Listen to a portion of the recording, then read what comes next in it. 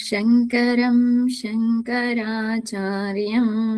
केशवं बादरायणं सूत्रभाष्यकृतौ वन्दे भगवन्तौ पुनः पुनः। ईश्वरो गुरुरात्मेति मूर्तिभेदविभागिने व्योमवद्व्याप्तदेहाय दक्षिणामूर्तये नमः। శ్రీమద్భగవద్గీత సంబంధ భాష్యం భాష్యకారులు ఏం చెప్తున్నారో చూస్తూ ఉన్నాము.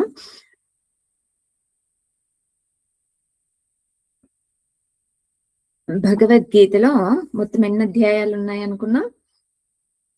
18 అధ్యాయాలు. మొదటి అధ్యాయాలు దేన్ని తెలియజేస్తున్నాయి? ఆ మొదటి 6 అధ్యాయాలు కర్మయోగం గురించి. ఇంకా నెక్స్ట్ ఈశ్వరుడి గురించి, సృష్టి ప్రక్రియ గురించి. మొదటి 6 అధ్యాయాల మొదటి 6 అధ్యాయాలు జీవుడి గురించి. జీవుడి గురించి అంటే ఏమేమి అంశాలు వస్తాయి ఇందులో?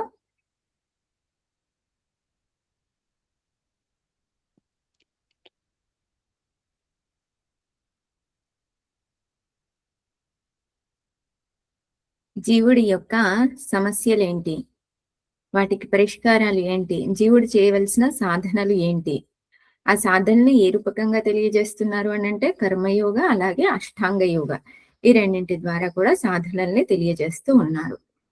తరువాత 6 అధ్యాయాలు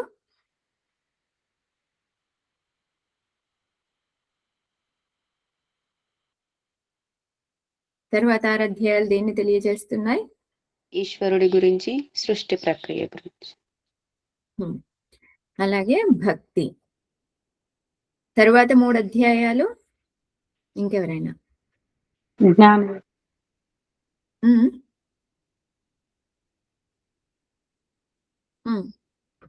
జ్ఞానం. ఏ జ్ఞానం? ఆత్మజ్ఞానం. ఇంకా స్పష్టంగా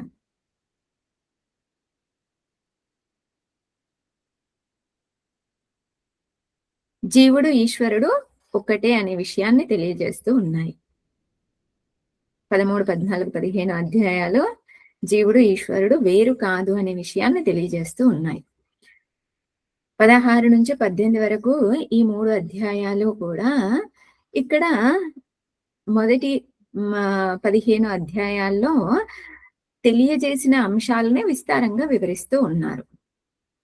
ఇది మరి వేదోక్తై అని అన్నారు.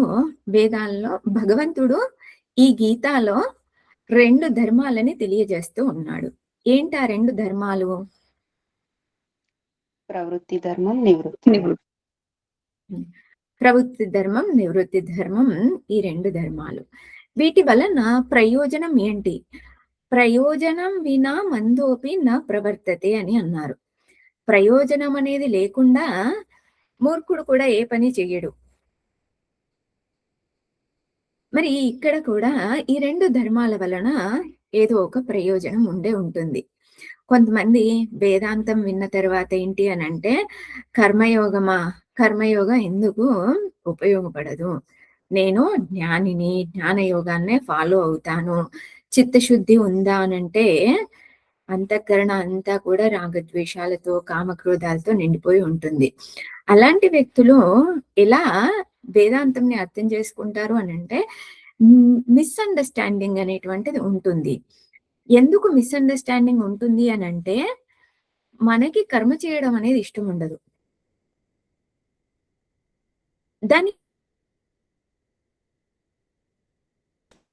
ఇంకొకటి ఏంటి అనంటే మన స్థాయి ఎక్కడ ఉంది, సాధనలో మనం ఏ స్థాయిలో ఉన్నాము అనేటటువంటిది తెలియక కర్మను చేయకూడదు, కర్మయోగం చేయకూడదు, పూజలు చేయకూడదు, పునస్కారాలు చేయకూడదు, జపాలు చేయకూడదు, ఇలా అర్థం చేసుకోవడానికి అవకాశం ఉంటుంది. అందుకే భగవంతుడు ఇక్కడ స్పష్టం చేస్తూ ఉన్నాడు. ప్రవృత్తి మార్గం దేనికోసం, నివృత్తి మార్గం దేనికోసం అనేటటువంటి విషయాన్ని. ప్రవృత్తి మార్గం దేనికి అనంటే, కోరికలతో నేను చేశాను ఏదైనా కర్మని అనంటే, స్వర్గలోక ప్రాప్తి లేదా ఇంకా ఇష్టం నేను ఏదైతే కోరుకుంటానో దాన్ని పొందుతాను.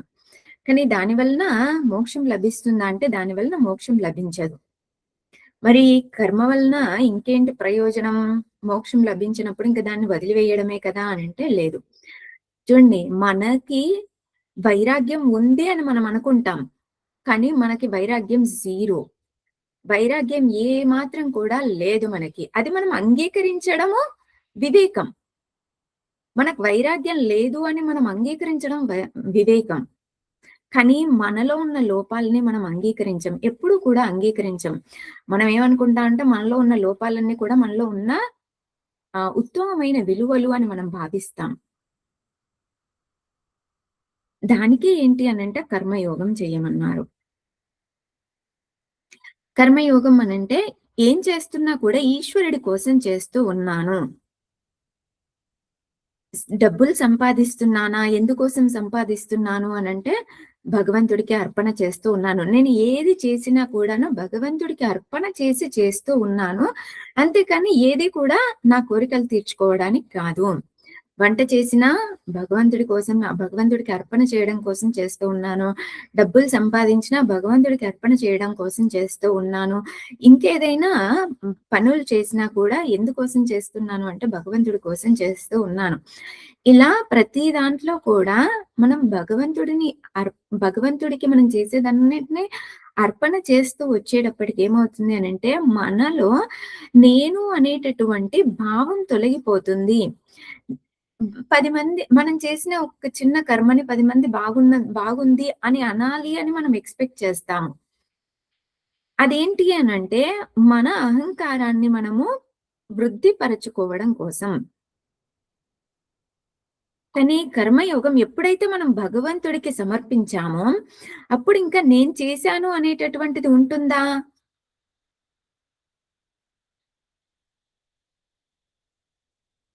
ఉండదు.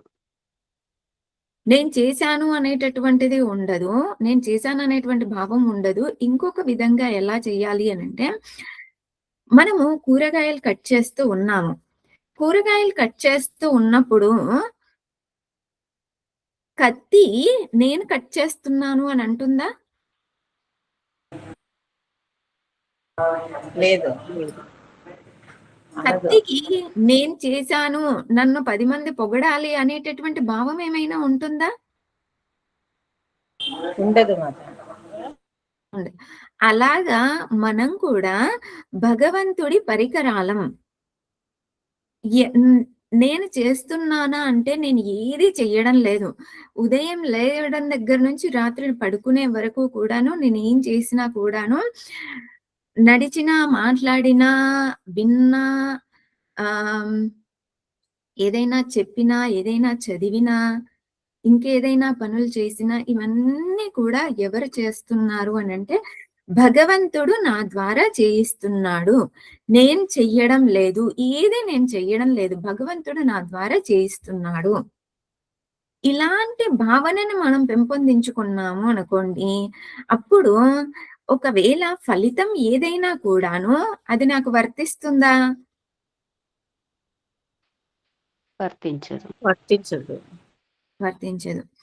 ఇందులో చిరాకు కానీ, కోపం కానీ, ద్వేషం కానీ ఇవేవైనా ఉంటాయా? ఉండవు. బాధ్యత అనుకొని చేస్తామండి. బాధ్యత కూడా కాదు. ఆ! భగవంతుడు చేయిస్తున్నాడు. ఆ కత్తికేమైనా బాధ్యత అనుకుంటుందా? లేదు. బాధ్యత అని కూడా అనుకోవడం లేదు. అలాగా భగవంతుడి పరికరాలుగా మనం చేసినప్పుడు ఇవేవి కూడా ఉండవు.